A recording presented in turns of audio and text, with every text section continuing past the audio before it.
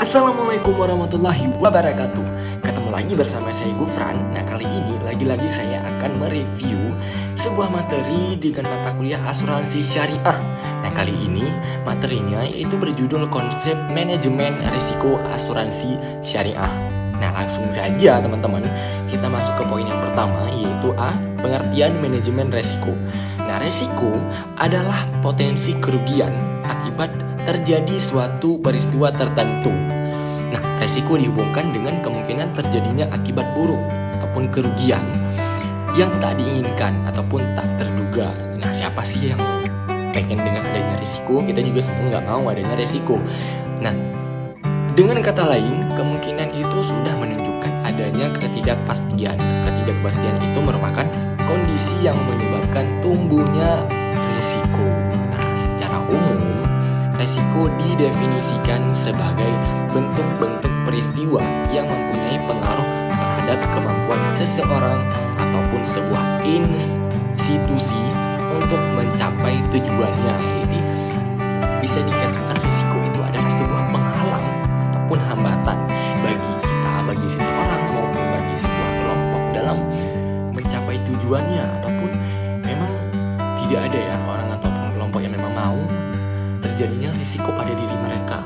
Nah, manajemen risiko merupakan suatu metode logis yang sistematik dalam identifikasi, kuantifikasi, menemukan sikap, menetapkan solusi, serta melakukan monitor dari pelaporan risiko yang berlangsung pada setiap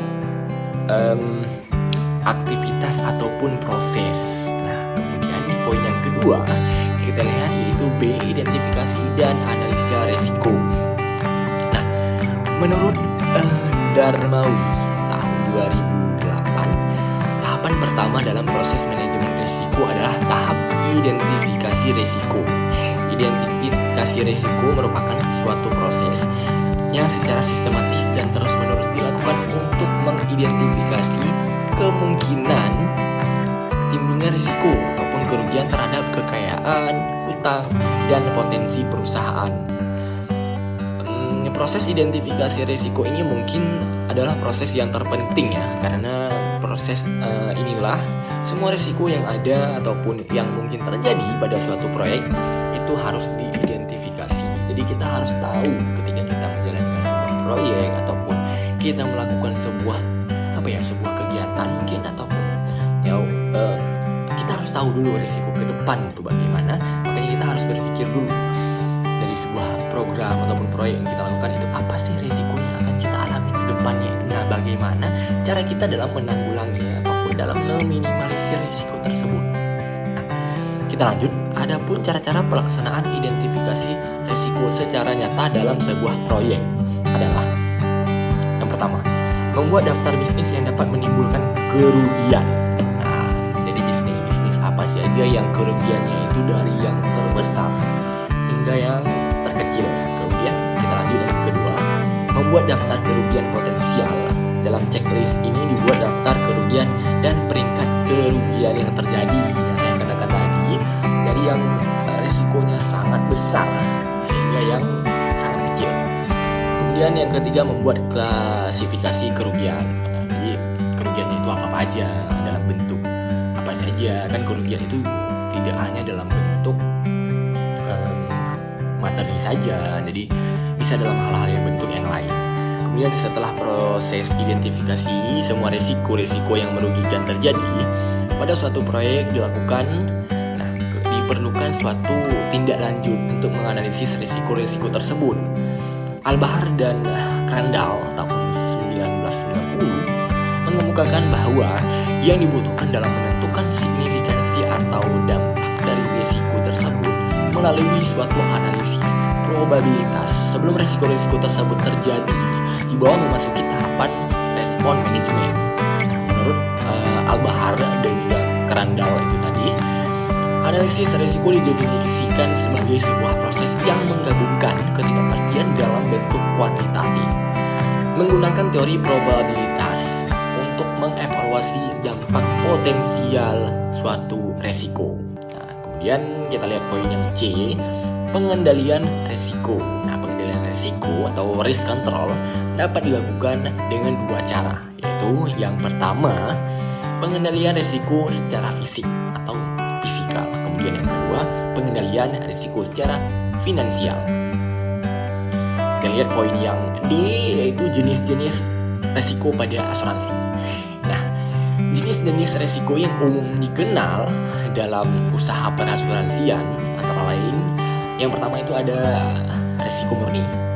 Risiko murni berarti bahwa ada ketidakpastian terjadinya suatu kerugian, atau dengan kata lain, hanya ada peluang merugi dan bukan suatu peluang keuntungan. Nah, risiko murni adalah suatu risiko yang bila terjadi tidak menimbulkan kerugian, tapi juga tidak memberikan keuntungan. Jadi keuntungan memang sudah pasti tidak ada, cuma ya kerugian mungkin tidak ada.